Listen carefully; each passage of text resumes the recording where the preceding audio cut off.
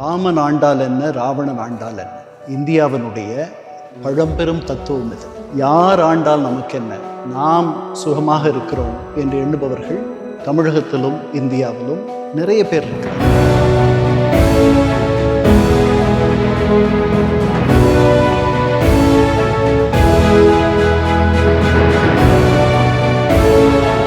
Plato அவருடைய குடியரசில் சொல்லுகிறார், நீங்கள் பொறுப்புக்கு வர, உங்களை ஆள்வதற்கு நீங்கள் தயாராக இல்லை எனில் என்ன மாதிரியான தீமைகள் விளையுது. ரொம்ப அழகான வார்த்தை மார்க்கு தமிழ்ல. எப்படியெல்லாம் இந்த தேர்தல்களில் நாம் வாக்களித்திருக்கிறோம், எவ்வளவு பேர் வாக்களித்திருக்கிறார்கள். அமெரிக்கா கிடையாது, பெரிய கொள்கையை வடிவதிக்கிற ஒரு செனட்டராக நீங்க வர்றதுக்கு எப்படிப்பட்டவர்களை நாம் தேர்ந்தெடுத்திருக்கிறோம். நம்மை ஆட்சி செய்பவர்கள் நல்லவர்களாக, வல்லவர்களாக, நம்முடைய நலன் நாடுபவர்களாக இருந்திருக்கிறார்களா? மக்களுடைய பிரதிநிதி அப்படி இருக்கிறது யாரு தமிழகத்துல இன்னைக்கு? இந்த தொடர்ல ஒவ்வொரு பொது தேர்தலிலும் யாரெல்லாம் தேர்தலில் போட்டியிட்டார்கள், அவர்கள் எப்படி ஆட்சிக்கு வந்தார்கள், ஏன் தோற்று போனார்கள், இதையெல்லாம் நம்ம பார்க்கலாமா?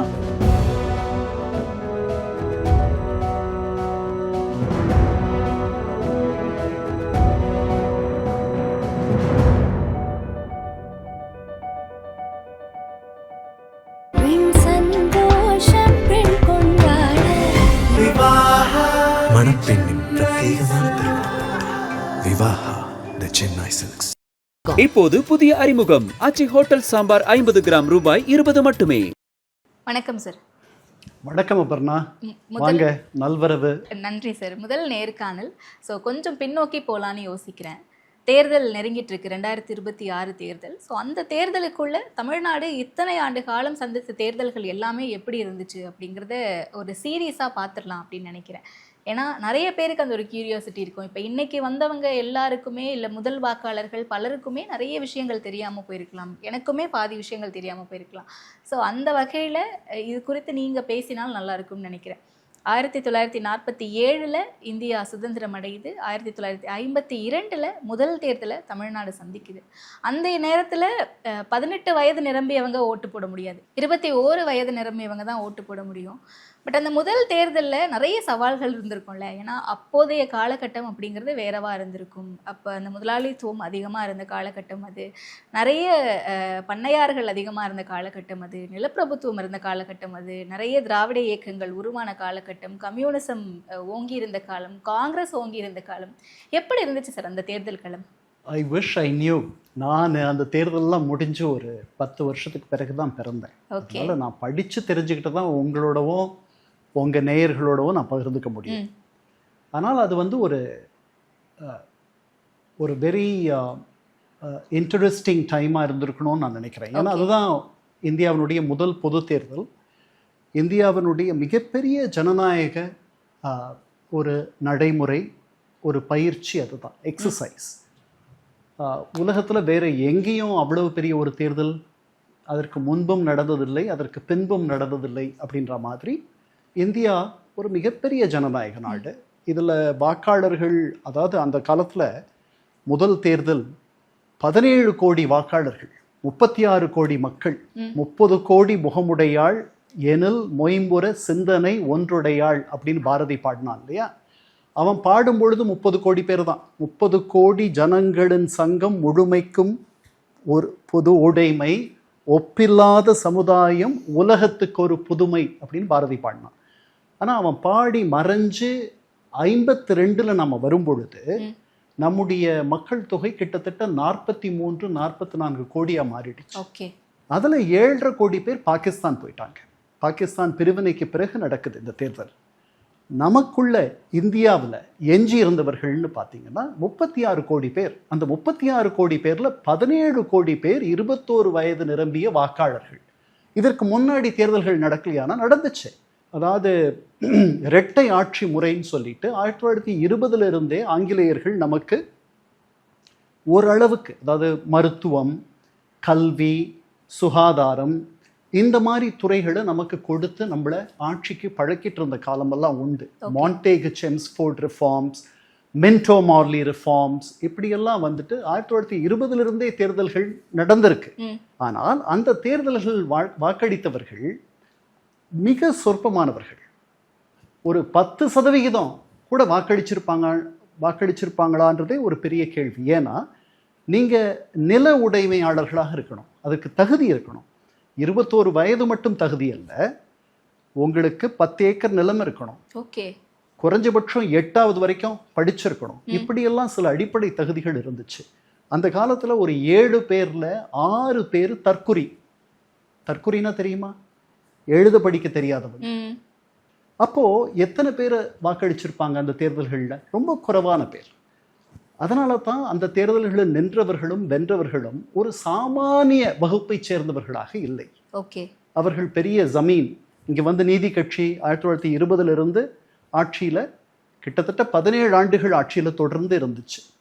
நீதி கட்சியே இருந்துச்சு, நீதி கட்சி ஆதரவோடு வேறு கட்சிகள் இருந்துச்சு. இன்னைக்கு அமைச்சராக இருக்கார் இல்லையா பிடிஆர் பழனிவேல்ராஜன், அவருடைய தாத்தா கூட இந்த இந்த சென்னை பிரதானி, சென்னை ராஜதானி, சென்னை ராஜதானியோடைய பிரீமியர், அதாவது முதலமைச்சர் அல்ல, முதல்வர். பிரீமியர்னா முதல், அப்படி கொஞ்ச நாள் இருந்தார். அவர் நீதி கட்சியை சார்ந்தவர். ஸோ இந்த தேர்தலுக்கு என்ன சிறப்புனா, இது முதல் பொது தேர்தலில் நீங்கள் நில உடைமையாளராக இருக்க வேண்டிய அவசியம் இல்லை, 8வது படிச்சிருக்க வேண்டிய அவசியம் இல்லை, இந்த மாதிரி எந்த தகுதிகளும் உங்களுக்கு தேவையில்லை. உலகத்தில் பொதுவாக நாம் புரிந்து கொண்டு எப்படி தேர்தல்கள் நடக்கின்றனவோ என்று, அதுதான் தகுதி. அடல்ட் சஃப்ரேஜ் அப்படின்னு ஆங்கிலத்தில் சொல்லுவாங்க. அப்படின்னா யாரெல்லாம் அடல்ட்டாக ஒரு ஒரு ஒரு மனிதராக, அதாவது 21 வயதில் நீங்கள் வளர்ந்து விட்ட, வளர்பருவத்தை அடைந்து விட்ட, முழுமை பெற்ற ஒரு ஆணும் பெண்ணும் 21 வயது நிரம்பிய அனைவருக்கும் வாக்குரிமை அளித்த முதல் தேர்தல் அது. அதனால 17 கோடி பேர் வாக்களிக்கிறாங்கன்னா, இதை நான் இந்தியா முழுக்க சொல்றேன், இங்க இல்லை, தமிழகத்தில் இல்லை. இது பெரிய மிகப்பெரிய ஜனநாயக நடைமுறை, ஒரு திருவிழா.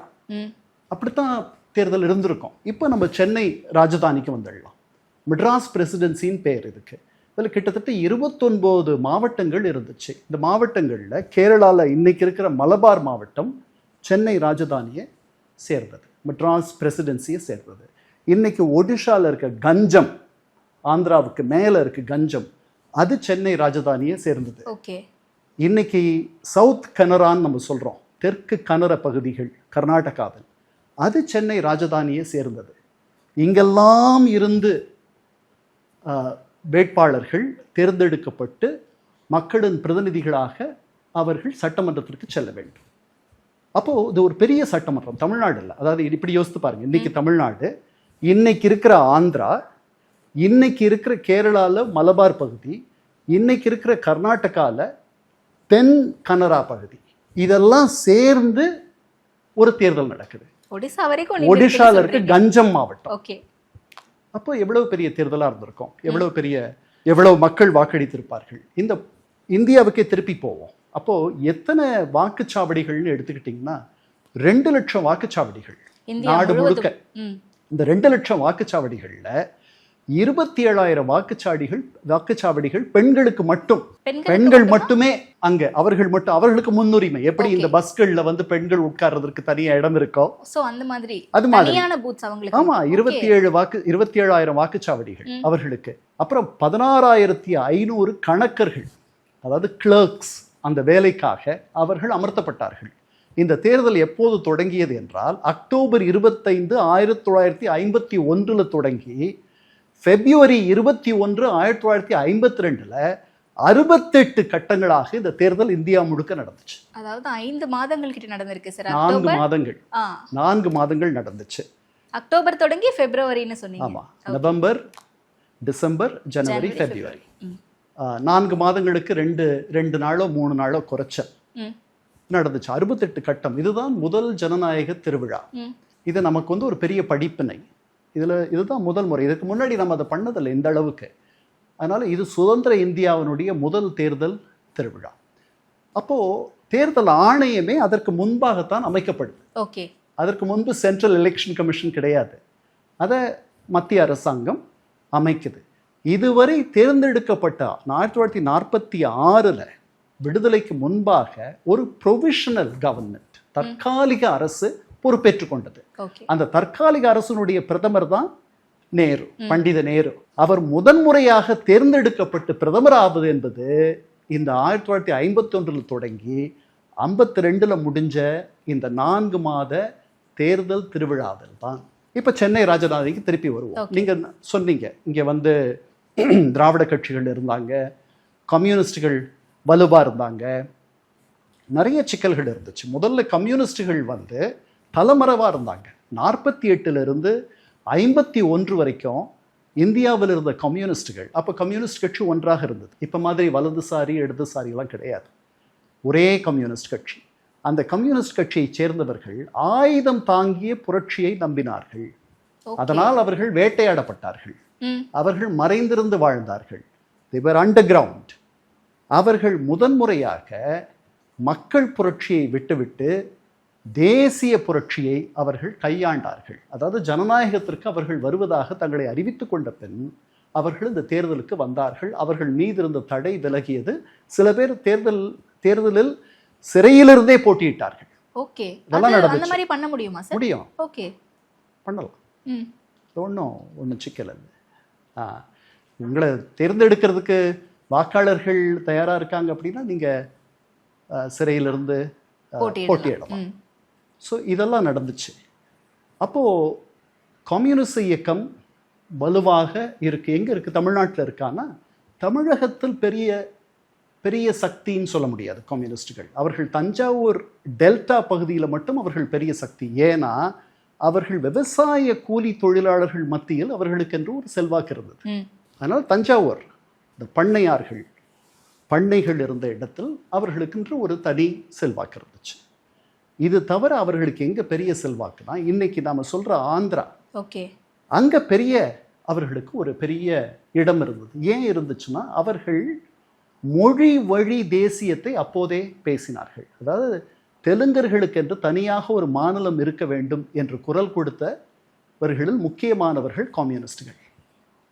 மொழி வழி மாநிலம் வேணும்னு பின்னாடி தான் 1953 தான் ஆந்திரான்ற ஒரு தெலுங்கர்களுக்கான ஒரு தனி மாநிலம் உருவாகுது. ஆனால் இந்த தேர்தல் ஒரு ஆண்டுக்கு முன்னாடி நடக்குது. அதற்கு முன்பாகவே இவர்கள் தெலுங்கானா ரிபெல்லியன், தெலுங்கானா கிளர்ச்சி என்று சொல்லி, அதாவது இன்னைக்கு ஆந்திரா 2 இருக்கு இல்லையா, தெலுங்கானான்ட்டு இருக்கு, ஆந்திரான்னு இருக்கு.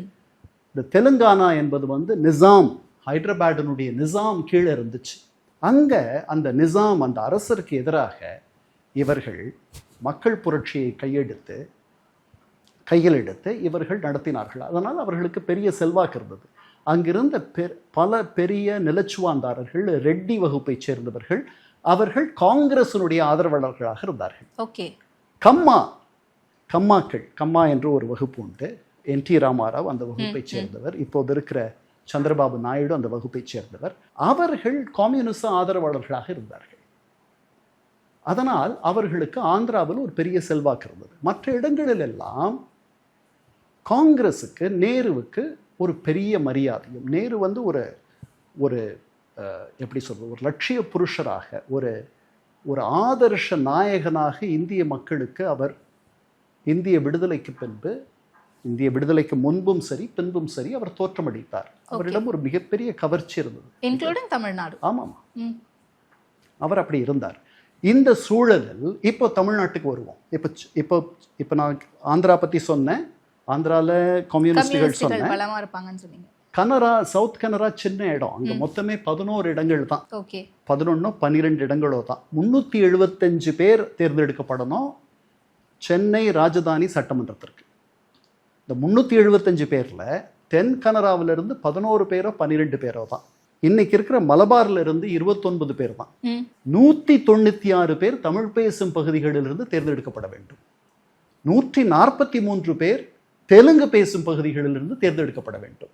ஸோ முதல்ல பிரதானமா இருக்கிறது தமிழகம், அதற்கு பிறகு ஆந்திரா, அதற்கு பிறகு மலபார், அதற்கு பிறகுதான் தென் கனரா. இதை ஞாபகம் வச்சுக்கோங்க. இப்போ இங்க மிகப்பெரிய ஒரு ஆளுமை தலைவராக காங்கிரஸ் கட்சிக்கு இருக்கிறார். அவர் யாரு? 1940 அந்த கட்சியினுடைய தமிழகத்தினுடைய தலைவராக, அதாவது சென்னை ராஜதானியின் தலைவராக அவர் உயர்ந்து நிற்கிறார். அவர் யாருன்னா காமராஜர், பெருந்தலைவர் காமராஜர். அது அவருடைய காலம். அவருடைய காலத்தில் அவர் 40களிலேயே 1940லேயே தமிழக காங்கிரஸ் கட்சியினுடைய தலைவராக அவர் உயர்ந்து வந்துடுறார். இப்போ அவர் தலைமையில் தான் இந்த தேர்தலை காங்கிரஸ் சந்திக்க போகுது.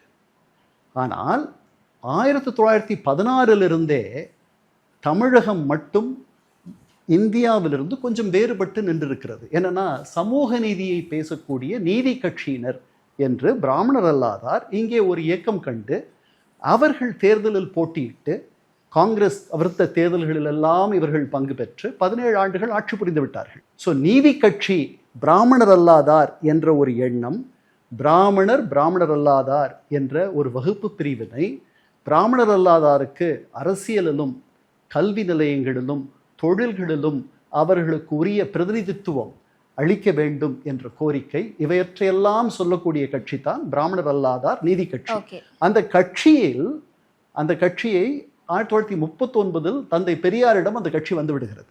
அவரும் அவருடைய பிரதம தளபதி பேரறிஞர் அண்ணாவும் சேர்த்து 1944 சேலத்தில் அந்த நீதி கட்சியை, அதாவது மிட்டா மிராசுகளும் கோமான்களும் சீமான்களும் பூமான்களும் இருந்த பண்டையார்கள் இருந்த குறுநில மன்னர்கள் இருந்த அந்த கட்சியை ஒரு மக்கள் கட்சியாக, திராவிடர் கழகமாக, ஒரு சமூக நல கட்சியாக, சமூக நல இயக்கமாக அவர்கள் சேலத்தில் மாற்றிவிடுகிறார்கள் 1944. அப்போ அந்த கட்சியில் இந்த மாற்றத்தை விரும்பாத சில பேர், நான் சொன்னாலே அமைச்சர், அவருடைய தாத்தா, அவர் பெரியாரிடமிருந்து பிடி ராஜன் பெரியாரிடமிருந்து பிரிந்து அவர் நாங்கள் நீதி கட்சியை தொடர்ந்து நடத்துவோம் என்று சொல்லி நடத்துகிறார். அந்த நீதி கட்சியினர் ஒரு 10-12 இடங்கள்ல இந்த தேர்தலில் போட்டியிடுறாங்க. இப்ப பெரியாருடைய திராவிடர் கழகம் 1949 உடைஞ்சு போயிடுது. ஏனால் அரசியல் அதிகாரத்தை தேடி அறிஞர் அண்ணாவும் அவருடைய தம்பிமார்களும் தந்தை பெரியாரை விட்டு பிரிந்து அவர்கள் ஒரு தனி இயக்கத்தை கண்டிருக்கிறார்கள். அந்த இயக்கத்திற்கு பேர் தான் திராவிட முன்னேற்ற கழகம். ஸோ 51, 52 தேர்தல்கள் இங்கே தமிழகத்தை பொறுத்தவரை, சென்னை ராஜதானியை பொறுத்தவரை 1952 ஜனவரி 9 அளவில் தொடங்கி தேர்தல் ஜனவரி 25 வரைக்கும் நடக்குது. 9 நாட்கள் தேர்தல் நடக்குது. 9 தொடங்கி 25 வரைக்கும். இந்த தேர்தலில் காங்கிரஸ் ஒரு பக்கம், காங்கிரஸ் தனியாக போட்டியிடுகிறது. அது விடுதலை பெற்ற கட்சி அப்படின்ற அந்த முதலீடு அதுக்கு இருக்கு. அந்த முதலீடை அது மக்களிடத்தில் கொண்டு செல்கிறது. தனி திராவிட நாடு, இந்த சென்னை ராஜதானி தனியாக இந்தியாவிலிருந்து பிரிந்து விட வேண்டும் என்று சொன்னவர்கள் திராவிடர் கழகத்தைச் சேர்ந்தவர்கள், திராவிட முன்னேற்ற கழகத்தைச் சேர்ந்தவர்களும் அதைத்தான் சொல்லுகிறார்கள். அவங்க 2 பேரும் தேர்தலில் நிற்கல. அப்போ பிரதான காங்கிரஸ்க்கு எதிரான கட்சி என்னன்னா கம்யூனிஸ்டுகள், அவர்கள் பெருசா இருக்காங்க. அப்புறம் காங்கிரஸ்லிருந்தே பிரிஞ்சு போன சீர்திருத்தவாதிகள், அதாவது காங்கிரஸினுடைய இடதுசாரியினர். நேருவே இடதுசாரின்னு நம்மலாம் நினைக்கிறோம். ஆனால் நேருவை விட இடதுசாரிகளாக இருந்த சிலர், ஆச்சாரிய கிருப்பலானி, அவர் தொடங்கிய கட்சி கிசான் மஸ்தூர் பிரஜா பார்ட்டி. அப்படின்னா என்னன்னா உழவர் உழைப்பாளர் மக்கள் கட்சி, KMPP. அது ஒரு பெரிய சக்தி. அவர்கள் இந்த சென்னை ராஜதானியில் ஒரு பெரிய சக்தியாக இருக்கிறார்கள். கம்யூனிஸ்டுகள் இருக்கிறார்கள். அப்புறம் இன்னைக்கு நம்ம வட தமிழ்நாடு எடுத்துக்கிட்டோம்னா, இன்னைக்கு வன்னியர்கள் பெரும்பான்மையாக இருக்கிற அந்த பகுதிகளில் 2 வன்னிய கட்சிகள் செயல்படுகின்றன. ஒரு கட்சிக்கு பேர் பொதுநல கட்சி, காமன்வெல்த் பார்ட்டி. அந்த கட்சியினுடைய தலைவர் மாணிக்கவேலு நாயக்கர். இன்னொரு கட்சிக்கு பேர் உழைப்பாளர் கட்சி, டாய்லர்ஸ் பார்ட்டி. அந்த கட்சியினுடைய தலைவர் SS ராமசாமி படையாட்சி. இங்கே நீங்கள் சென்னை அண்ணா சாலையில் நந்தனத்தில் சிலையாக நிற்கிறார் ராமசாமி படையாட்சி. இவர்கள் 2 பேரும் வன்னியர்களுடைய மிகப்பெரிய ஆளுமைகள். இவர்கள் இந்த கட்சியை நடத்துகிறாங்க. இது தவிர சுயேட்சையாக பல பேர் போட்டியிடுறாங்க. இப்போது இந்த தேர்தலுக்கு முன்பாகவே அண்ணா சொல்கிறார், திமுக தேர்தலில் போட்டியிட போவதில்லை என்று அறிவித்துத்தான் அவர்கள் கட்சியை தொடங்குகிறார்கள். அவங்க தேர்தலுக்கு வர்றதுக்கு 8 வருஷம் ஆயிடுது அந்த முடிவை மாத்திக்கிறது. அவர்கள் போட்டியிடுகிற முதல் தேர்தல் 1957 தான் நடக்குது.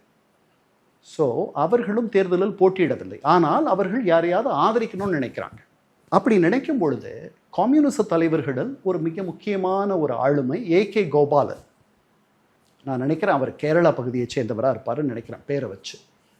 அவர் வந்து காங்கிரஸ் எதிர்ப்பு சக்திகள் எல்லாம் ஒன்றுபட வேண்டும் என்று சொல்லுகிறார். ஓகே. அண்ணாவும் என்ன சொல்றாரு, காங்கிரஸுடைய வெற்றியை எதிர்க்கட்சிகள் சிதறுண்டு இருப்பதுதான் அப்படின்னு சொல்றாரு. இன்னைக்கு நீங்க பிஜேபியை கூட அப்படி சொல்லலாம். இன்னைக்கு பிஜேபியுடைய வெற்றி வந்து எதிர்க்கட்சிகள் வந்து ஒன்றிணைந்து இல்லை, அவர்கள் இப்ப தமிழகத்துல ஒன்றிணைந்து இருக்கிறார்கள், மற்ற இடங்களில் இல்லை அப்படின்ற, அதனால அவர்கள் வெற்றி பெறுகிறார்கள் அப்படின்னு சொல்லலாம். அதைத்தான் அண்ணாவே சொல்றாரு 51லயே. இந்த சிச்சுவேஷன் காங்கிரஸுக்கு இருந்தது அப்ப. காங்கிரஸ் மிகப்பெரிய கட்சி, இன்னைக்கு இருக்கிற மாதிரி இல்லை, விடுதலை பெற்று தந்த கட்சி, அதனால அதுக்கு ஒரு தனி மவுஸ் இருந்துச்சு. Okay okay.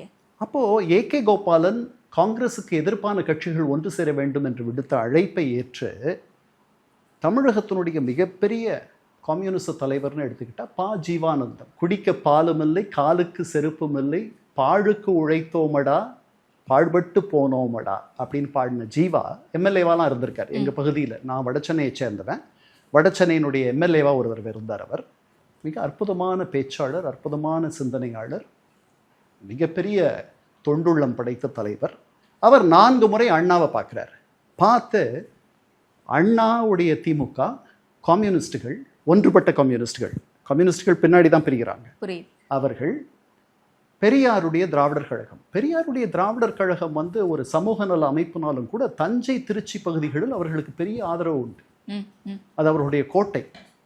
அங்கே வந்து பெரியார் வந்து ஏறக்குறைய கடவுள். அவருடைய தொண்டர்களுக்கு அவர் கடவுள் தான். அது கடவுள் மறுப்பாளரையே அவர்கள் கடவுளாக உயர்த்தி விட்டார்கள். அந்த மாதிரி ஐயா மேலே அவர்களுக்கு அவ்வளவு ஒரு பெரிய மயக்கமும் பிரியமும் உண்டு. ஸோ இந்த 3 பேரையும் ஒன்றிணைக்க வேண்டும் அப்படின்னு ஜீவா பலமுறை வந்து பேசுகிறார். 4 முறை அண்ணா கிட்ட பேசுகிறார். பெரியார் மாட்டேன்னு சொல்லிடுறார். பெரியாரிடமிருந்து பிரிந்து சென்றவர்கள் இவர்கள் திமுக. அவர்களோடு என்னால் இணைந்து செயல்பட முடியாது, கண்ணீர் துளிகள்னு அவர் வந்து அப்பப்போ திட்டுவார்.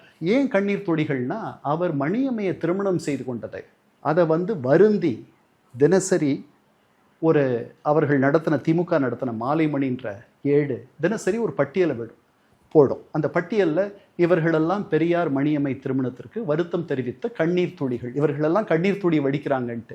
அதனால அதையே திமுகவினுடைய பெயரா மாத்திட்டார் தந்தை பெரியார்.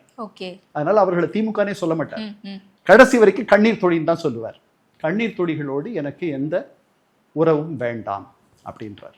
ஆனால் கம்யூனிஸ்டுகளை ஆதரிக்கிறார், வெளியிலிருந்து ஆதரவு தரார். கம்யூனிஸ்டுகளுடைய கோட்டை தஞ்சாவூர், இவருடைய கோட்டையும் தஞ்சாவூரும் திருச்சியும். ஸோ அங்கே அவர்கள் வந்து ஒரு பெரிய சக்தி. திமுகவுக்கு பரவலாக பல இடங்களில் சிறு சிறு ஆதரவாளர்கள் இருக்கிறார்கள். அவர்கள் என்ன சொல்கிறாங்க, திமுக இப்போ பெரியார் கம்யூனிஸ்டுகளை ஆதரிக்கிறார். திமுகவினர் என்ன சொல்கிறாங்க, அண்ணா என்ன சொல்கிறார், எங்கள் திராவிட நாட்டு கோரிக்கைக்கு யார் உழைக்கிறதா உறுதி தராங்களோ அவங்களுக்கு எங்களுடைய ஆதரவு உண்டு. ஒரு பத்திரம், ஒரு பத்திரம், ஒரு பிளெட்ஜ், இந்த பத்திரத்தில் கையெழுத்து போடணும். நான் வெற்றி பெற்றால் திராவிட நாடு கோரிக்கைக்காக உழைப்பேன் அப்படின்ட்டு. அந்த மாதிரி கிட்டத்தட்ட ஒரு 150 பேர் கையெழுத்து போட்டு, ஒரு பிராமணர் உட்பட கையெழுத்து போட்டு திமுகவுடைய ஆதரவை பெறுகிறார்கள். அதில் ரொம்ப முக்கியமாக நம்ம பார்க்க வேண்டியது யாருன்னா, நான் இதற்கு முன்னாடி சொன்னேனே, பொதுநல கட்சி மாணிக்கவேல் நாயக்கர், உழைப்பாளர் கட்சி ராமசாமி படையாட்சி, இந்த 2 வன்னிய ஆளுமைகளும் அதில் கையெழுத்திட்டு திமுகவின் ஆதரவை பெற்று அவர்கள் பெரும் வெற்றி சூடுகிறார்கள். ஓகே. ஸோ இப்போ தேர்தல் நடக்குது, 375 இடங்களுக்கு தேர்தல். இந்த 375 இடங்களில் உங்களுக்கு நான் இரட்டை தொகுதிகள்னு அந்த காலத்தில் 57 வரைக்கும் இருந்துச்சு, அதை நான் சொல்லணும், உங்களுக்கெல்லாம் தெரிஞ்சிருக்காது, எனக்கே தெரியாது. இரட்டை தொகுதிகள்னா இந்த 375 இடத்துல 66 இடங்கள் இரட்டை தொகுதிகள். அப்படின்னா என்னன்னு சொல்லிடுறேன். மீதி தான் ஒற்றை தொகுதி. அதாவது மற்ற தொகுதிகளெல்லாம் இப்போ நடக்கிற மாதிரி தேர்தல் நடக்கும். ஒரு கேண்டிடேட்டை நம்ம தேர்ந்தெடுப்போம், ஒரு பட்டியல் இருக்கும். அந்த பட்டியலில் நமக்கு பிடித்த ஒருத்தருக்கு யார் ஒன் பாஸ் த போஸ்ட், அதாவது 50% மேலே இல்லை, யார் அதிகமான வாக்கு வாங்குகிறார்களோ ஒன் பாஸ் த போஸ்ட், மற்றவர்களையெல்லாம் விட நீங்கள் ஒரு வாக்கு கூடுதலாக வாங்கினாலும் கூட உங்களுக்கு எதிராக நின்ன மற்றவர்களெல்லாம் உங்களை விட 10 மடங்கு கூடுதலாக வாங்கியிருப்பாங்க. அதை கூட்டி பார்த்தீங்கன்னா உங்களுடைய எதிர நின்றவர்களெல்லாம் அவர்கள் வாங்கிய மொத்த ஓட்டுகளையும் நீங்கள் சேர்த்தீங்கன்னா நீங்கள் வாங்கினது ஒரு 30% தான் இருக்கும். 70% உங்களுக்கு எதிராக ஓட்டு போட்டிருப்பான். Okay okay. ஏன்னா பட் அவர்களெல்லாம் பிரிஞ்சிருக்கும் அந்த 70. ஆனால் நீங்கள் 30 வாங்கியிருக்கீங்க. உங்களுக்கு அடுத்து வர தனியான ஒரு ஆள் 28 தான் வாங்கியிருப்பார். அதனால நீங்கள் வெற்றி பெற்ற ஆளாக இருப்பீங்க. அப்போது இப்போ நடக்கிற மாதிரி அந்த மற்ற தொகுதிகள் ஒற்றை தொகுதிகளில் நடக்கும். இரட்டை தொகுதிகளில் 2 பட்டியல்கள் இருக்கும். ஒரு பொது பட்டியல், இன்னைக்கு அன்ரிசர்வ்டு கான்ஸ்டிடுவன்சி இருக்குது. இப்போ சவுத் சென்னை, தென் சென்னை பார்லிமெண்ட் எடுத்துங்க, இல்லை மயிலாப்பூர் தொகுதி சட்டமன்றம் எடுத்துங்க, யார் வேணாலும் நிற்கலாம். பொது பட்டியல். ஃபர்ஸ்ட் இந்த டவுட் கிளியர் பண்ணிடலாம்னு நினைக்கிறேன். இந்தியா முழுவதும் நடந்த தேர்தல் தான் 1952 தேர்தல். அது எம்பிக்கான தேர்தலுமா இருந்துச்சு, எம்எல்ஏக்கான தேர்தலுமா இருந்துச்சு. ஓகே, நாம சட்டமன்றம் பற்றி மட்டும்தான் பேசுகிறோம். Okay okay. தமிழகத்தை பொறுத்து புரியுது. என்ன அப்போ அந்த இன்னொரு பட்டியலில் பட்டியலினத்தை சார்ந்தவர்கள் மட்டுமே போட்டியிட முடியும். ஓகே. நீங்க கேனடா இப்போ ரிசர்வ் தொகுதின்னு சொல்றோம் இல்லையா, தனி தொகுதின்னு சொல்றோம். அங்க நீங்க நாம பொதுன்னு வச்சுக்குவோம், நிற்க முடியாது. நாம பட்டியலினத்தை சேர்ந்தவர்களாக இருந்தால் நிற்கலாம். அந்த 66 இடங்கள்ல 62 இடங்களில் பட்டியலினத்தை சேர்ந்தவர்கள் நிற்கலாம். 4 இடங்களில் பழங்குடியினர் நிற்கலாம். ஸ்கெட்யூல் ட்ரைப்ஸ், தோடர்கள் நம்ம இதில் இருக்காங்க, நீலகிரி மலைத்தொடர்கள், அவர்கள் நிற்கலாம். அந்த மாதிரி. ஸோ அந்த இடத்துல இருந்து 2 உறுப்பினர்கள் தேர்ந்தெடுக்கப்படுவார்கள். பொது பட்டியலிலிருந்து ஒருவர், இன்னொரு பட்டியலிலிருந்து இன்னொருவர். 66னா நீங்க அதை 2 ஆக்கிக்கீங்க. ஆமாம், 132 எம்எல்ஏ பற்றி பேசுகிறோம் நம்ம. ஸோ இது மாதிரி இந்த 375ல் இரட்டை தொகுதிகள் இத்தனை, மீதியெல்லாம் ஒற்றை தொகுதிகள். இப்போ தேர்தல் நடக்குது. இந்த தேர்தலில் 70 லட்சம் வாக்குகளை வாங்குகிறது காங்கிரஸ். 2 கோடி பேர் சென்னை ராஜதானியில் வாக்களிக்கிறார்கள். 2 கோடி வாக்குகள் விழுகின்றன. இந்த 2 கோடி வாக்குகளில் 70 லட்சம் வாக்குகளை பெற்று 152 இடங்களை காங்கிரஸ் வெல்கிறது. ஓகே. ஆனால் அறுதி பெரும்பான்மைக்கு உங்களுக்கு அது பத்தாது. 375ல் பாதி கூடுதலாக 1 வாங்க வேண்டும். அப்போ தான் நீங்கள் அரசு அமைக்க முடியும். 375ல் பாதி எவ்வளவு? 180 கிட்ட வரும் சார். இது 152 தான். அதனால் இவர்களால் அரசு அமைக்க முடியவில்லை. ஆனால் அவர்கள் தான் சிங்கிள் லார்ஜஸ்ட் பார்ட்டி. தனியாக மிக அதிகமான அளவில் வெற்றி பெற்ற ஒரு கட்சி தான் காங்கிரஸ் கட்சி. அவர்களுக்கு எதிராக இருக்கவர்கள்லாம் யார்? அவங்கெல்லாம் எவ்வளோ வாங்கியிருக்காங்க?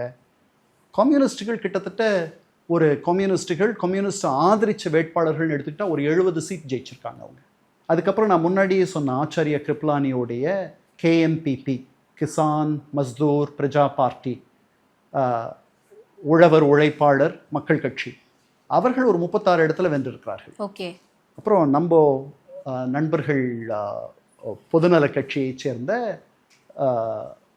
இவங்க மாணிக்கவேலு நாயக்கர், அவர் 6 இடங்கள். எஸ் ராமசாமி படையாட்சியினுடைய உழைப்பாளர் கட்சி 19 இடங்கள். ஓகே. அவங்க 2 பேரும் சேர்ந்து 25 இடங்கள். அது ஒரு பெரிய சக்தி. நிறைய சுயேட்சைகள், ஒரு 30க்கு மேல சுயேட்சைகள், இவர்களெல்லாம் வென்றிருக்கிறார்கள். இந்த 25 பேர் திராவிட நாடு கோரிக்கையை ஆதரிப்பேன்னு சொல்லிட்டு வாக்குறுதி தந்து பத்திரத்தில் கையெழுத்து போட்டு நின்னவங்க. இது என்ன? இது அர்த்தமே இல்லாத ஒரு பத்திரம், இது அர்த்தமே இல்லாத உறுதிமொழின்னு பெரியார் அதை அன்னைக்கே சொல்லிட்டார். இவர்கள் இந்த பத்திரத்தில் கொடுத்த வாக்கை மீறினால் நம்ம என்ன பண்ண முடியும்? ஒன்றும் பண்ண முடியாது. அப்படித்தான் நடந்துச்சு. பின்னாடி ஒன்றும் பண்ண முடியாது. இது என்னது? அர்த்தமில்லாத ஒரு பத்திரம், அந்த பத்திரத்தில் நீங்கள் கையெழுத்து போடணும், அப்புறம் நாங்கள் உங்களுக்காக பிரச்சாரம் பண்ணுவோம் அப்படின்னு பெரியார் ரொம்ப தீர்க்க தரிசனத்தோட முதல்லயே நடக்க போகிறத விரிவாக சொல்லிட்டார். கம்யூனிஸ்டுகளுக்கு அவர் பிரச்சாரம் பண்ணுறார். காங்கிரஸை ஒழிப்பதே என் வேலைன்னு சொல்லிட்டு 1925 வெளியே வந்தவர் பெரியார். ஆமாம். அதனால் அவர் ரொம்ப கம்யூனிஸ்டுகளுக்காக ஆதரவாக பல இடங்களில் பேசுகிறார். கம்யூனிஸ்டுகள் நல்லாவே வென்றிருக்கிறார்கள். அவர்கள் பெரிய எதிர்க்கட்சி. காங்கிரஸை எதிர்த்து வெல்வது என்பது அவ்வளவு எளிதல்ல. அவர்கள் வென்றிருக்கிறார்கள். ஸோ இப்போ 152 இடங்கள். இதுக்கிடையில் தெங்குத்துரி பிரகாசம், டி பிரகாசம், ஒரு பெரிய ஆந்திர கேசரினா சிங்கம், ஒரு பெரிய தலைவர். தெலுங்கு மக்களுடைய ஒரு மிகப்பெரிய தலைவர். அவர் காங்கிரஸிலிருந்து வெளியே வந்தவர். அவர் வந்து ஹைதராபாத் பிரஜா கட்சியின் பின்னாடி நடத்துவார் 52ல். ஹைதராபாத் மக்கள் கட்சின்ட்டு அவருடைய கோரிக்கை என்னன்னா, தெலுங்கு பேசும் மக்களுக்காக ஒரு மாநிலம் இருக்கணும் அப்படின்றது அவருடைய கோரிக்கை. ஏறக்குறைய கம்யூனிஸ்டுகளுடைய கோரிக்கையும் அதுதான். அதனால அவர்களுக்குள் ஒரு இணக்கமான ஒரு பார்வை உண்டு. அவர் அதற்கு முன்னாடி இருந்த கட்சி என்னன்னா, இந்த கேஎம்பிபி, கிசான் மஸ்தூர் பிரஜா பார்ட்டியில் அவர் இருந்தார். அதுல இருந்து வெளியே வந்துடுறார். வந்துதான் இது ஆரம்பிக்கிறார். கிசான் மஸ்தூர் பிரஜா பார்ட்டியை 2ஆ உடைஞ்சிரும் பின்னாடி. அது அடுத்த தேர்தல் அப்போ நம்ம பேசும்பொழுது பார்ப்போம். இதுக்கு இடையில இவர்களெல்லாம் இந்த கம்யூனிஸ்டுகள், சுயேட்சைகள், கம்யூனிஸ்டுகள் ஆதரவு தந்த சுயேட்சைகள், அதுக்கப்புறம் கேஎம்பிபி, மற்றவர்கள், இவர்களெல்லாம் சேர்ந்து தெங்குதுரி பிரகாசம் தலைமையில், டி பிரகாசம் தலைமையில் அவர்கள் 166 பேர் எங்களுக்கு இருக்காங்க, எங்களை நீங்கள் அமைச்சரவை அழைக்க கூப்பிடணும் அப்படின்னு சொல்லிட்டு அப்போ இருந்த ஆளுநர், அவருக்கு பேர் வந்து ஸ்ரீ பிரகாசா, அந்த ஆளுநர்கிட்ட அவர்கள் கடிதம் அனுப்புகிறார்கள், கடிதம் தருகிறார்கள். ஆளுநர் அவர்களை அழைக்கவில்லை. ஏன் அழைக்கலை? கம்யூனிஸ்டுகள்னா வந்து ஒரு ஒரு கெட்ட சக்தி அப்படின்ற மாதிரி நினைச்ச ஆட்கள் பல பேர் இருந்தாங்க அந்த காலத்துல. ஏன்னா அவர்கள் மாவோயிஸ்ட் நக்சலைட் ரேஞ்சுக்கு அவங்கள பார்த்துருவங்கலாம் இல்லை, அப்போ அப்படித்தானே அவர்கள் ஆயுதம் தாங்கிய புரட்சியில் வந்து அவர்களுக்கு நம்பிக்கை இருந்தது. அதனால அந்த மாதிரியான ஒரு எண்ணம் மக்களிடையும் மற்றவர்களிடத்திலையும் இருந்ததுல வந்து ஆச்சரியம் இல்லை. அவர்கள் ஆயுதத்தை கீழே போட்ட பிறகுதான், அவர்கள் ஜனநாயக பாதைக்கு வந்த பிறகுதான் அவர்களை மக்கள் அங்கீகரிக்கிறதெல்லாம் நடந்துச்சு. அதனால அவர்கள் ஆட்சிக்கு வருவதை யாரும் ரசிக்கவில்லை. காமராஜர் வந்து அப்போ தமிழகத்தினுடைய காங்கிரஸ் தலைவர். அவர் என்ன சொல்றாரு, இவர்களை ஆட்சி அமைக்க அவர் ஆதரவு தரார். அவர் வந்து இவங்களை கூப்பிடுங்க, இவர்கள் நெல்லிக்காய் மூட்டை மாதிரி சிதறிடுவாங்க, இவர்கள் வந்து அதாவது இவர்களுக்கு கருத்து உடன்பாடோ அல்லது காங்கிரஸை வீழ்த்தணுன்றது தவிர வேற எந்த ஒற்றுமையும் அவர்களுக்குள்ள இல்லை. இவர்களை நீங்க கூப்பிட்டீங்கன்னா கொஞ்ச நாள்லயே அவங்களுக்குள்ளேயே அடிச்சுக்கிட்டு இந்த அமைச்சரவை கவிழ்ந்துரும், வரட்டும் அப்படின்றார் காமராஜர்.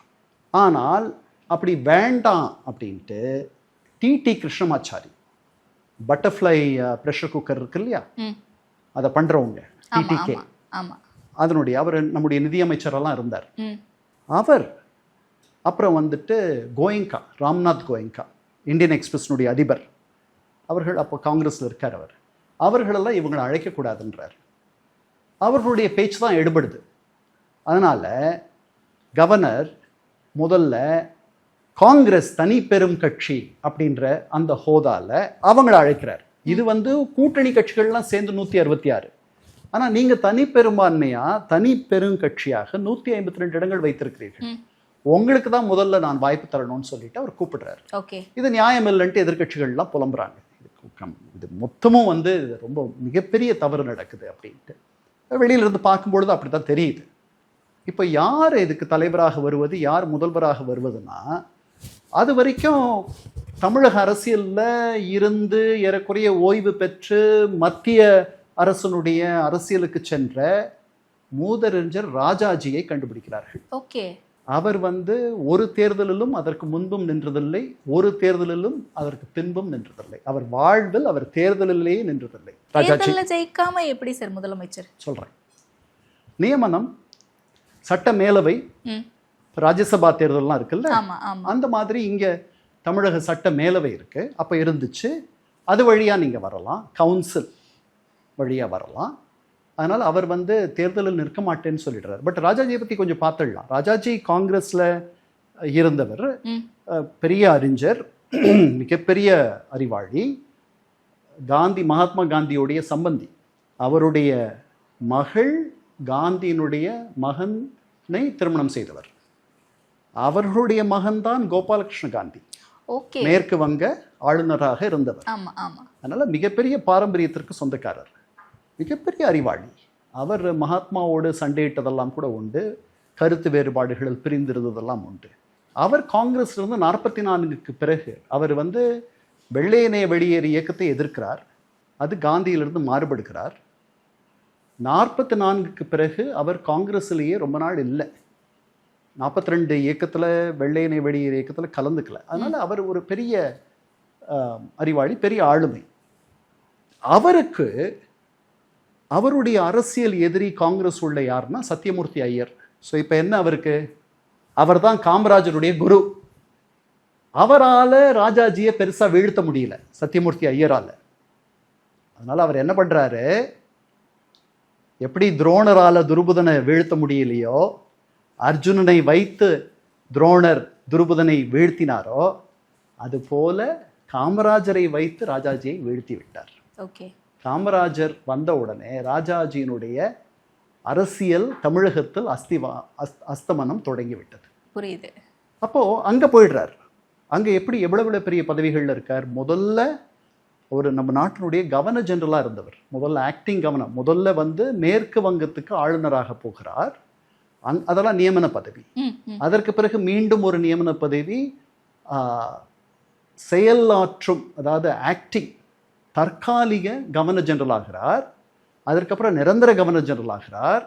அதற்கு பிறகு சர்தார் வல்லபாய் பட்டேல் இறந்த பிறகு உள்துறை அமைச்சராக ஆகிறார். அந்த பதவியிலிருந்து கீழே இறங்கிய பிறகு இலாகா இல்லாத அமைச்சராக மாறுகிறார். அதற்கப்புறம் அரசியலில் அவருக்கு எந்த பதவியும் அது வரைக்கும் வரல. இதுதான் அவருடைய நிலைமை. அவர் ஓய்ந்து தமிழகத்திற்கு திரும்பி ஓய்வெடுக்கலாம் என்று வந்து விடுகிறார். அவர் அழைக்கிறாங்க. ஏன்னா அவர் மிகப்பெரிய சாதுரியமான ஒரு மிகப்பெரிய அரசியல்வாதி, அவர் ஒரு அரசியல் வித்தகர். அவர் இந்த மைனாரிட்டி அரசை மெஜாரிட்டி அரசாக மாற்றி விடுவார் என்று எண்ணி அவரை அழைக்கிறார்கள். கவர்னர் அவரை அழைத்து நீங்கள் அமைச்சரவை அமையுங்கள் என்று ஏப்ரல் 1, 1952 அழைக்கிறார். 152 பேர் தான் இப்போ ஆதரவு தராங்க. இது ஏப்ரல் 1. மே 3 மே 7 அளவில் 165ஆக அந்த எண்ணிக்கையை உயர்த்தி விடுகிறார் ராஜாஜி. வெளியிலிருந்து சில பேர் ஆதரவு தராங்க. யாரெல்லாம் ஆதரவு தரா? இந்தியன் யூனியன் முஸ்லிம் லீக், அவர்களுக்கு 5 பேர் இருக்காங்க. அவங்க ஆதரிக்கிறாங்க. ஏன் ஆதரிக்கிறாங்க? கம்யூனிஸ்டுகள் அவர்களுக்கு எதிரி. கம்யூனிஸ்டுகள் கடவுள் மறுப்பாளர்கள். இந்த நாத்திகவாதிகளோடு நமக்கு எந்த கூட்டும் தொடர்பும் உறவும் ஒட்டும் வேண்டாம் அப்படின்னு நினைக்கிறார்கள் முஸ்லிம் லீகை சேர்ந்தவர்கள். அவர்கள் ராஜாஜியை வெளியிலிருந்து ஆதரவு தருகிறார்கள்.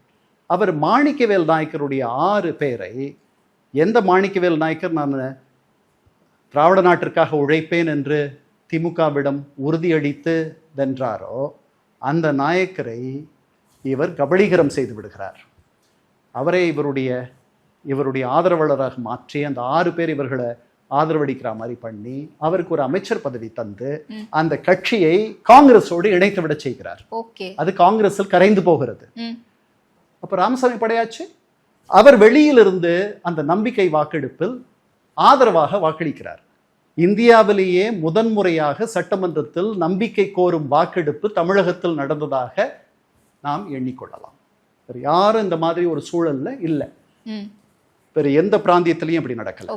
முதல் தேர்தல் முதல் நம்பிக்கை கோரும் தீர்மானம். நம்பிக்கை இல்லா தீர்மானம் வரும், நம்ம அதெல்லாம் பழகிருக்கோம், பார்த்துருக்கோம். நம்பிக்கை கோரும் தீர்மானம். இந்த தீர்மானத்தில் அவர் 200 பேர் அவருக்கு ஆதரவாக 375 பேரும் வாக்களிக்கிறார்கள். எதிர்த்து வாக்களித்தவர்கள் குறைவு. 375ல் பாதிக்கு மேலே நீங்கள் வாங்கிட்டீங்கன்னா நீங்கள் அரசமைக்கலாம். 200 பேர் வாக்களிச்சிருக்காங்க. அவர் ஆட்சிக்கு வந்து விடுகிறார். ராஜாஜி ஆட்சிக்கு வந்துவிட்டு காங்கிரஸ் ஆட்சி அமைத்து விடுகிறது. தேர்தல் முடிவுகள் முடிந்து ஒரு காங்கிரஸ் அரசு அமைந்து விடுகிறது. ராஜாஜி ஆட்சி செய்கிறார். அந்த ஆட்சி எப்படி நடந்தது, ஏன் அவர் பதவியை விட்டு போனார், அதெல்லாம் வேற கதை. அதை நம்ம பின்னாடி வேணா பார்க்கலாம், அடுத்த தேர்தலுக்கு முன்னாடி பார்க்கலாம். 53 ஏப்ரல் 1 ஆட்சிக்கு வர்றவர் 54 ஒரு வருஷத்துக்கு மேல ஆட்சி பண்ணல. அவர் கொண்டு வந்த கல்வி திட்டத்தை குலக்கல்வி திட்டம்னு சொல்லி, அதாவது 4 மணி நேரம் தான் நீங்க பள்ளிக்கூடத்துக்கு போவீங்க. கேட்கறதுக்கு நல்லா இருக்குல்ல? நாமெல்லாம் படிக்கும்பொழுது அப்படி இல்லை. ஆமா, மீதி நேரங்களில் நீங்கள் உங்களுடைய குடும்ப தொழிலை கற்றுக்கொள்வீர்கள். அப்போ நீங்க ஒரு தச்சருடைய மகனாகவோ மகளாகவோ இருந்தால் நீங்களும் தச்சராகத்தான் இருக்க வேண்டுமா அப்படின்றது கேள்வி. அப்ப நீங்க ஒரு வழக்கறிஞருடைய மகளாகவோ மகனாகவோ இருந்தால் நீங்க வழக்கறிஞர் தொழிலை கத்துக்குவீங்களா? இப்ப யார் வழக்கறிஞரா இருப்பா? மேல் ஜாதியை சேர்ந்தவர்கள் தான் வழக்கறிஞர்களாக, மருத்துவர்களாக, கணக்காயர்களாக, அரசு அதிகாரிகளாக இருப்பார்கள். ஏன்னா நான் முன்னாடியே சொன்னேன், 7 பேர்ல 6 பேருக்கு எழுத படிக்க தெரியாது. அதுதான் நம்முடைய நிலைமை. அதனால இது வந்து குலக்கல்வி திட்டம். அதாவது தாழ்த்தப்பட்டவர்களையும் பிற்படுத்தப்பட்டோரையும் அப்படியே வைத்திருக்க மூதறிஞர் ராஜாஜி குல்லுக பட்டரின் சதி. குல்லுக பட்டர்னா யாரு? குல்லுக பட்டர் மனுஸ்மிருதிக்கு உரை எழுதினவர். குல்லுக பட்டர். ஓகே. மனுஸ்மிருதி மனிதர்களை 4 வகையாக பிரிக்கிறது.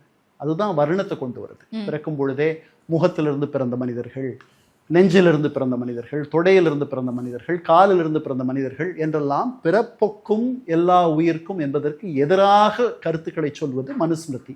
அந்த மனுஸ்மிருதிக்கு உரையும் விளக்கமும் எழுதியவர் குல்லுக பட்டர். அவர்தான் ராஜாஜி என்று திராவிட இயக்கத்தினர் அவருக்கு அப்போது பட்டம் தந்திருந்தார்கள். அவர்களே தான் கடுமையான விமர்சனமா இருக்கு. ஆமா, அவர்களே தான் பின்னர் அவரை மூதறிஞர் அண்ணா தான் அந்த வார்த்தையை பயன்படுத்தினது. அவர்களே அதை பின்னாடி பண்ணுவாங்க. அதெல்லாம் நம்ம பின்னாடி பார்க்கலாம். Okay okay. பட் ஆனால் இந்த தேர்தலில் இப்போ நம்ம 2026 தேர்தல் நெருங்க போகுதுன்னு பேசிட்டு இருக்கோம்ல சார். சமீப காலத்தில் எனக்கு நினைவு தெரிஞ்ச தேர்தல் அப்படின்னாலே பிரச்சாரங்கள் மிகப்பெரிய அளவில் பேசப்படும் அண்ட் கொடுக்கக்கூடிய அந்த வாக்குறுதிகள் அப்படிங்கிறது. அப்போ முதல் தேர்தலில் அந்த மக்களுடைய மைண்ட் செட்டுக்கு ஏற்ப மாதிரியான ஒரு வாக்குறுதிகளை தான் கொடுத்துருப்பாங்க. என்ன மாதிரியான விஷயங்களை பெரும்பான்மையாக எல்லா கட்சிகளும் சொன்னாங்க? அப்போ வந்து அதாவது பாழ்பட்டு நின்றதாமோர் பாரதம் தேசம் தன்னை வாழ்விக்க வந்ததோர் மகாத்மா வாழி அப்படின்னு பாரதி பாடினா. ஸோ பாழ்பட்டு வறுமை மிஞ்சி பாழ்பட்டு நின்றதாமோர் பாரதம் தேசம் தன்னை. 1951-52 இந்த நாட்டில் வந்து 60 வரைக்கும் நாம் அமெரிக்காவிலிருந்து கோதுமை வரவழைச்சிட்டு இருந்தோம். உணவுக்காக கையேந்தி கொண்டிருந்தோம். அதனால் அப்போ பெரிய வறுமையை ஒழிப்பது தான் எல்லாருடைய சிந்தனையும். ஓகே. இப்போ கம்யூனிஸ்டுகளும் அதைத்தான் சொல்லியிருப்பாங்க. பாலும் தேனும் உங்களுடைய தெருக்களில் ஓடும் என்று தான் எல்லாரும் சொன்னாங்க. அதில் வந்து காங்கிரஸ் கட்சியினர் அவர்கள் தந்தது வந்து அவர்களுடைய அணுகுமுறை என்னன்னா, விடுதலைக்காக உழைத்தவர்கள், எங்கள் பின்னாடி ஒரு தியாக தழும்பு இருக்குது, அதற்கு பரிசாக எங்களை நீங்கள் ஆட்சிக்கு கொண்டு வர வேண்டும். இப்போ நாங்கள் உங்களுக்கு நல்லது பண்ணுவோம், விடுதலையை வாங்கி தந்திருக்கோம், விடுதலைக்காக எங்களுடைய இன்னுயிரை தந்திருக்கிறோம், எங்களுடைய எவ்வளவோ இன்னல் பட்டிருக்கோம், இந்த பொறுப்புக்கு வந்தால் உங்களுடைய வாழ்வை வளப்படுத்துவோம். இவ்வளோதான். பெருசாக ஒரு இன்னைக்கு இருக்கிற மாதிரி உங்களுக்கு குறிப்பிட்ட வாக்குறுதிகள் தந்து அப்படியெல்லாம் இருக்கும்னு நான் நினைக்கல. அந்த நேரத்தில் நான் அதை பெருசாக பார்க்கல. Okay okay. அது விடுதலை பெற்று தந்த இயக்கம் அப்படின்ற அந்த ஒரு பெரிய ஹேலோ ஒளிவட்டத்திலேயே காங்கிரஸ் பெரிய இடங்களில் வெற்றி பெற்றுச்சு. ஆனால் அதுதான் கம்யூனிஸ்டுகள் ஏழை பாழைகளோடு இருப்பவர்கள். அங்கே அவர்களுக்கு தெலுங்கு தேசியத்தினால ஒரு பெரிய மவுஸ் இருந்துச்சு. அதனால் அவர்கள் இங்கே வந்து தஞ்சையில் அவர்கள் விவசாய தொழிலாளர்களுக்கு ஆதரவாக இருந்தார்கள். அங்கே அவர்கள் பெரும்பான்மையான ஆட்கள். அதனால் அவர்களுக்கு இந்த மாதிரி அப்புறம் தனிப்பட்ட செல்வாக்கில் வெற்றி பெறுபவர்கள் எவ்வளவோ சுயேட்சை வென்றார்கள். 10% சுயேட்சை வெற்றி பெற்றிருக்கிறார்கள். அவர்களெல்லாம் சொந்த செல்வாக்கில் வெற்றி பெறுபவர்கள். அந்த மாதிரி தமிழகத்திலையும் சில பேர் இருப்பாங்க. மறைஞ்ச PH பாண்டியன், இப்போ மனோஜ் பாண்டியன் இருக்காரு, திமுகவில் போய் சேர்ந்திருக்கிறாரு.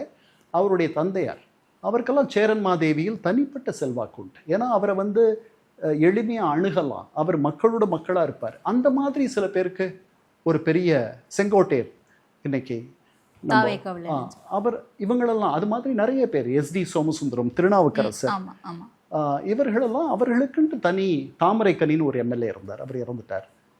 இவர்களுக்கெல்லாம் தனிப்பட்ட முறையில் ஒரு செல்வாக்கு இருக்கும். அந்த மக்கள் அவர்களெல்லாம் பழகுவாங்க. ஓகே. ஸோ அப்போ சுயேட்சைக்கே 10% வாக்குகள் இருந்திருக்கு அப்படின்னா 10% தேர்ந்தெடுத்து வந்தவர்களுக்கு ஏறக்குறைய 10% சுயேட்சைகள். ஓகே. 375 பேர்ல உங்களுக்கு கிட்டத்தட்ட 40 பேர் சுயேட்சைகள் வெற்றி பெற்றவர்கள். ஓகே. ஸோ இப்போ இந்த தேர்தல் எந்த இடத்துல ஒரு இன்ட்ரெஸ்டிங்கான ஒரு ஃபேக்டராக மாறுது மக்கள் மத்தியில்? 52 தேர்தல் முதல் ஜனநாயக திருவிழா. இதுதான் முதன்முறையாக ஏழை பாழைகள், சாதாரண மழைக்காக கூட பள்ளியில் ஒதுங்காதவர்கள், அவர்கள் எல்லாம் ஒரு சின்ன ஒரு அங்குலம் நிலம் சொந்தமாக இல்லாதவர்கள், படிக்காதவர்கள், அத்தனை பேரும் வாக்களிக்கக்கூடிய முதல் தேர்தல். அது பெரிய விஷயம் இல்லை. நான் தீர்மானம் பண்றேன் என்னை யார் ஆளணும் அப்படின்றது. அதுக்கு முன்னாடி அவர்களுக்கு அந்த உரிமை இல்லை. அதனால இது முதன்முறையாக 1950களில் நம்முடைய 50 ஜனவரி 26 நம்முடைய அரசியலமைப்பு சட்டம் அமலுக்கு வருது. அது தரக்கூடிய உரிமை. அதுக்கப்புறம் பீப்புள்ஸ் ரெப்ரசன்டேஷன் ஆக்ட், மக்கள் பிரதிநிதித்துவ சட்டம், அது உருவாகுது. தேர்தல் ஆணையம் உருவாகுது. இது எல்லாமே வந்து புதுசு நமக்கு. மக்களால் தேர்ந்தெடுக்கப்படுகிற, மக்களுக்காக மக்களால் தேர்ந்தெடுக்கப்படுகிற ஒரு ஆட்சி, for the people, by the people, of the people, மக்களை சார்ந்த. அது முதன்முறையாக இந்தியாவில், தமிழகத்தில், நாம் தமிழகத்தை பற்றி பேசுகிறோம், நடந்த அந்த அதிசயத்தை, அது ஒரு மிரக்கல் தான். இவ்வளவு பேரை வந்து கட்டி இழுத்து இவர்கள் வாக்களிப்பதற்கு, அதுவும் எழுத படிக்க தெரியாதவர்கள். அதனால தான் சின்னம், இந்த சின்னம் மற்ற இடங்கள்லாம் இருக்கான்னு எனக்கு தெரியல. இப்போ அமெரிக்காவை எடுத்துக்கிட்டிங்கன்னா, அங்கே வந்து அமெரிக்க தேர்தல்களில் சின்னம் கிடையாது. குடியரசுக் கட்சிக்கு, அப்புறம் டெமோக்ராட்டிக் ஜனநாயக கட்சிக்குன்ட்டு கழுதை, யானை அதெல்லாம் இருக்கு. ஓகே. ஆனால் வேட்பாளர்களுக்கு என்று சின்னம் கிடையாது. காங்கிரஸுக்கும் கை சின்னம் அப்பவே இருந்துச்சா? இல்லை. அப்போ ரெட்டை மாடு காளையும் ரெட்டை மாடு காளை அப்படி. அப்ப முதல் தேர்தல்ங்கிறதுனால அப்பதான் எல்லாருக்குமே இந்த சின்னம் அப்படிங்கறத கொடுக்க ஆரம்பிச்சிருப்பாங்க. ஆமா. இப்போ திமுகவுக்கு முதன்முறையாக சின்னம் வந்தது வந்து 62 தேர்தலில் தான். 57 தேர்தலில் அவர்கள்லாம் சுயேட்சையாக கருதப்பட்டு அவர்களுக்கு ஒவ்வொரு இடத்துல ஒவ்வொரு சின்னம் கொடுத்தாங்க. இவர் நாவலர் நெடுஞ்செழியனுக்கு அவர் சேலம் 2லயோ எங்கேயோ நின்னாரு, அவருக்கு சேவல் சின்னமோ என்னமோ கொடுத்தாங்க. அந்த மாதிரி நீங்க வந்து ஒரு அங்கீகரிக்கப்பட்ட கட்சியாக வந்த பிறகுதான் உங்களுக்கென்று ஒரு சின்னம் ஒதுக்கப்படும். அப்படிதான் திமுகவுக்கு 58ல் தான் அது நடக்குது. அதுக்கப்புறம் 62 தேர்தலில் அவர்களுக்கு அந்த உதயசூரியன் சின்னத்தில் அவர்கள் நிற்கிறார்கள். அந்த சின்னம் கூட அவர்களுக்கு எப்படி கிடைச்சதுன்னா, அந்த சின்னம் யாருக்கு சொந்தம்னா, முதல்ல வன்னியர் கட்சிகள் 2 சொன்னோம் இல்லையா, அந்த கட்சிகளில் கோவிந்தசாமின்னு ஒருத்தர் இருந்தார். அவர் இந்த கட்சிகள் 2ம் காங்கிரஸோட ஆதரவு தெரிவித்து இணைஞ்ச பிறகு அவர் அவங்ககிட்ட இருந்து வெளியே வந்துட்டார். வந்து அவர் ஒரு தனியாக ஒரு கட்சி வச்சிருந்தார். அந்த கட்சியினுடைய சின்னமாக அவர் உதயசூரியனை வைத்திருந்தார். அவர் திமுகவுக்கு வந்துடுறார். வந்துட்டு விவசாய அமைச்சராக கலைஞருடைய அமைச்சரவையில் அவர் உயர்றார். அவரிடமிருந்து அந்த சின்னத்தை பெற்றுக்கொள்கிறார்கள். பெற்றுக்கொண்டு அந்த சின்னம் எங்களுக்கு வேண்டும்ன்ட்டு கேட்குறாங்க தேர்தல் ஆணையத்துக்கிட்ட. பின்னாடி கிடைக்குது. ஓகே. ஸோ அப்போ வந்து ஒவ்வொரு கட்சியில் இருந்தாலுமே இப்போ எனக்கு, ஏன்னா அந்த இடம் சரியாக புரியல. அங்கீகாரம் பெற்ற பிறகு நிலையான ஒரு சின்னம் வந்து ஒரு கட்சிக்கு கொடுக்கப்படும், அது புரியுது. பட் அங்கீகாரம் பெறுவதற்கு முன்னாடியே ஒரு கட்சிக்கு அந்தந்த தேர்தல்களுக்கு நினைப்பாங்க. ஓகே. அவங்கள சுயேட்சைக்கு ஒவ்வொரு வேட்பாளருக்கும் ஒரு சின்னம் இருக்கு. இப்போ உதாரணத்துக்கு நாம் தமிழர் கட்சி எடுத்துக்கோங்க, அங்கீகாரம் பெற்ற பிறகு அவங்க ஒரு சின்னம், விவசாய சின்னம் கேட்டு எடுக்கிறாங்க. பட் ஆனால் கடந்த தேர்தலில் அவங்களுக்கு மைக்கு சின்னம் கொடுக்கப்படுது. நாம் தமிழர் கட்சியை சார்ந்த எல்லாருமே மைக்கு சின்னத்தில் தான் நின்னாங்க. அந்த மாதிரி இருக்குமான்னு கேட்குறேன். அந்த மாதிரியும் இருக்கும். ஒரு கட்சி அங்கீகரிக்கப்படவில்லை, ஆனால் அது பெரிய ஒரு கட்சியாக எல்லா இடத்துலையும் அந்த கட்சிக்குன்ட்டு ஒரு சின்னம் கொடுத்துட்றாங்க. நீங்கள் உங்கள் கீழே இருக்கிற நீங்கள் நிறுத்துகிற எல்லா வேட்பாளர்களுக்கும் அந்த சின்னத்திலேயே நீங்கள் நிறுத்திக்கலாம் அப்படின்னு சொல்கிறாங்க. அந்த மாதிரி நடக்கலை 57லலாம். ஒவ்வொரு திமுகவை வந்து அவர்கள் அப்படி பார்க்கல. அதான் முதன்முறையாக அது போட்டியிடுது. அவர்கள் சுயேட்சையாக தான் வேட்பாளர் இருக்காங்கன்னா 10 வேட்பாளர்களுக்கு 10 சின்னங்கள். ஒரு 2-3 பேருக்கு ஒரே சின்னம் அமைஞ்சிருக்கலாம். ஆனால் தரணும்ன்ட்டு ஒன்றும் கட்டாயம் கிடையாது தேர்தல் ஆணையத்துக்கு. இப்போ கூட அவங்க 234 வேறு வேறு கொடுக்கலாம், அவங்கள ஒன்றும் தடுக்க முடியாது.